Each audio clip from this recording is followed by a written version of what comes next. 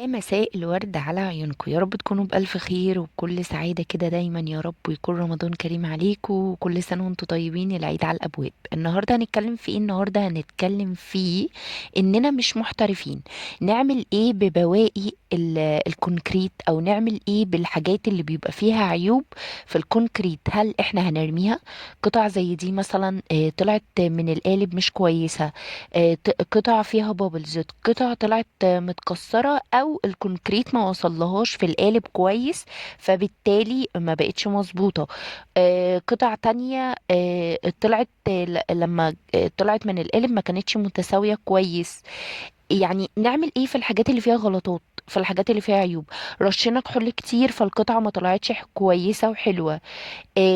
انا كواحده يعني بشتغل في الكونكريت، انا بحب اودي للعميل الشغل بتاعي مظبوط جدا، ما فيهوش اي حاجه بفضل الله.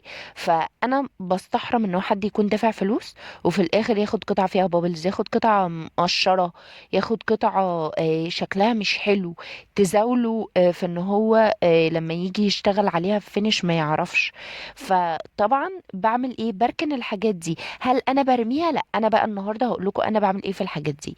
الحاجات اللي بتطلع معايا مش مظبوطه، او مثلا بص القطعه دي مضحكه جدا، انا حطيتها في البلكونه الفرقه رقدها، انتوا متخيلين؟ ف انا بعمل ايه في حوار زي كده بقى لما يطلع لي مثلا القطعه مش كويسه بقى فيها اي حاجه كده؟ انا بركن القطع دي كلها وبجمعها، وبعد كده ببيعها، وبقول ان هي فيها ديفوهات، بنزل على الجروبات بتاعه الفيسبوك، وبقول ان في مثلا حوالي 40 قطعة كونكريت ومليانين عيوب وكسور وبابلز، وقطع كبيرة وقطع صغيرة، وطبعا بصورها، بصور صور ليهم وبالغلطات اللي فيهم، وبقول القطعة مثلا ب2 جنيه او القطعة ب3 جنيه. فطبعا عايزه اقول لكم بلاقي ناس كتير، لان في ناس محترفه ومتخصصه ان هي تصلح الحاجات دي وبيبيعوها من اول وجديد. في ناس بتاخدها يا دوبك تصنفرها حاجه بسيطه وتصب عليها قالب ليها، فبيبقى ليها استفاده عندهم. فانا كده ببقى استفدت وفدت بمعنى اصح، يعني انا استفدت ان انا ما رميتش برضو الحاجه. هتقولي لي يا اميره القطعه ب 2 جنيه ده ولا حاجه؟ هقول لكم ما هو احنا اصلا القطع اللي بتتباع بدون فينش سعرها يا جماعه ما بيبقاش غالي يعني. انا عايزه اقول لكم ان انا ببيع من اول 10 جنيه ومن اول 5 جنيه. انا هبقى انزل لكم الاسعار، هبقى انزل لكم فيديو بالاسعار اللي انا ببيع بيها. فالقطع من غير فينش ما بيبقاش سعرها غالي عشان تبقوا عارفين. القطع لما بتتفنش بتتباع غالي، يعني بيتباعوا الثلاث قطع ب 200 جنيه، 150. هتسالوني طب انت ليه مش بتفنشي؟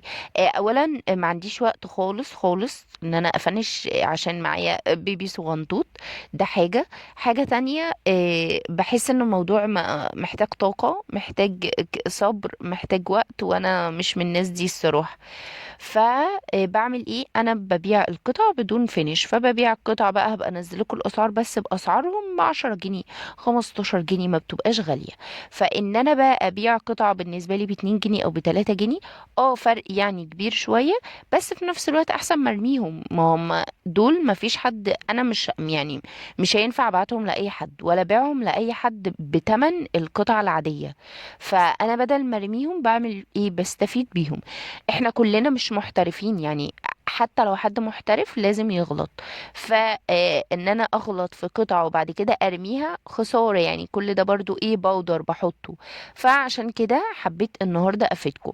انا بعمل ايه؟ بصور القطع زي ما قلت لكم وبنزلها على جروب الفيس بالغلطات اللي فيها وبالعيوب اللي فيها، وبقول يا جماعة القطعة دي القطعة ب2 جنيه، يعني التوتال لو هم 40 مثلا، القطعة هتعمل او ب3 جنيه، يبقى القطع ال40 قطعة يعملوا 120 جنيه. هنا بقول لكم ان القطع مش حلوه خالص. فبعمل ايه بقى؟ بغلفهم في بابلز، عشان بس يعني ايه يوصلوا كمان سلام، وبحطهم في كرتونه. وطبعا انا بنزل الصور بتاعتهم، اول ما صاحبهم او صاحبتهم بتقول عايزاهم ببعتهم على طول، يا اما شحن يا اما بقابلها وبديهم لها. يا رب تكونوا